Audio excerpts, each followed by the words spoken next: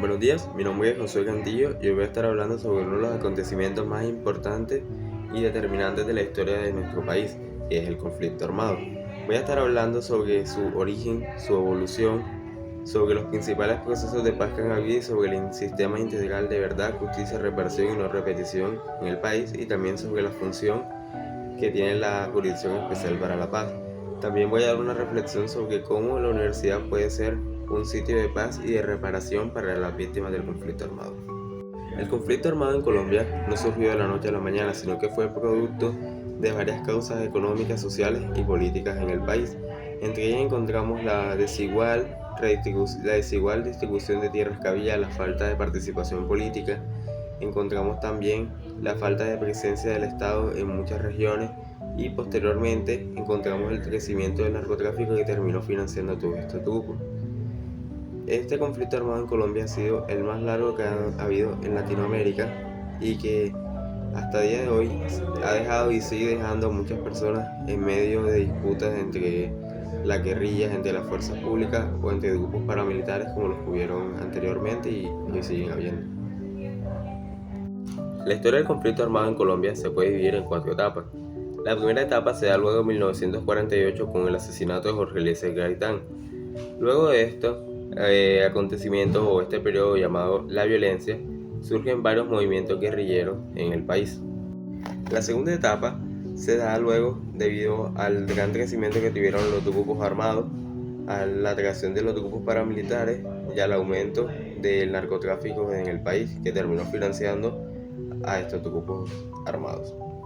Luego, durante la tercera etapa, se alcanza el mayor nivel de violencia en la historia del conflicto armado en Colombia. Esto debido a los conflictos entre las fuerzas públicas, los paramilitares y las guerrillas. Y la cuarta etapa se da gracias a que el Estado comienza a tener una mayor ofensiva militar contra estos grupos y se empiezan a crear el acuerdo de paz desde 2012 hasta 2016 en La Habana, terminando o dando como resultado la desmovilización del grupo guerrillero, las FARC. Las principales víctimas del conflicto no fueron los combatientes, sino la población civil.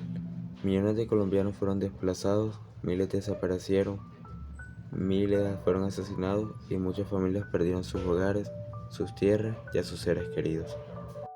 Desde la década de 1980, distintos gobiernos colombianos han intentado resolver el conflicto armado mediante el diálogo.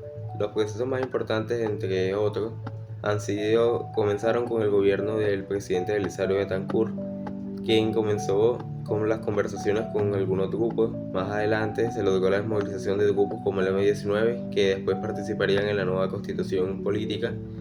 También está el proceso que adelantó el presidente Andrés Pastrana, que involucró a la zona de despeje militar del Caguán, un proceso que generó muchas expectativas y que al final no consiguió nada. Luego también tenemos el proceso de desmovilización de las autodefensas colombianas durante el mandato del presidente Álvaro Uribe, que terminó con la desmovilización de más de 30.000 combatientes. Y el más importante hasta el momento en Colombia fue en 2012 y 2016 con el presidente Juan Manuel Santos y la desmovilización del grupo armado de la FARC, creando con ella compromisos para el esclarecimiento de la verdad y la reparación de las víctimas. También compromisos para que en Colombia haya paz. Uno de los aspectos principales del acuerdo de paz fue la creación del sistema integral de verdad, justicia, reparación y no repetición. Este sistema busca que las víctimas reciban la verdad sobre lo que pasó, reciban justicia, reciban una reparación y que estas acciones o hechos que ocurrieron durante este periodo de la violencia y el conflicto armado no vuelvan a repetirse nunca más. En esta comisión existen 3 instituciones principales. La primera es la Comisión Escrutadora de la Verdad. Esta comisión se encarga de reconstruir la historia mediante testimonios e investigaciones con el fin de esclarecer qué fue lo que pasó, cuáles fueron los orígenes y así lograr que no se repita más. La segunda es la Unidad de Búsqueda de Personas Desaparecidas. Se encarga de buscar a las personas reportadas como desaparecidas durante el conflicto armado con el fin de dar una explicación a sus familiares sobre su paradero y sobre lo que les pudo haber pasado.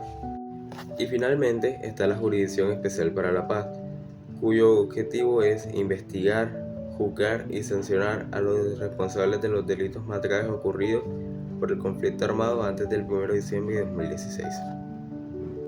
La Universidad del Atlántico debe consolidarse como un verdadero territorio de paz, promoviendo el diálogo, el respeto, la inclusión y la resolución pacífica de conflictos.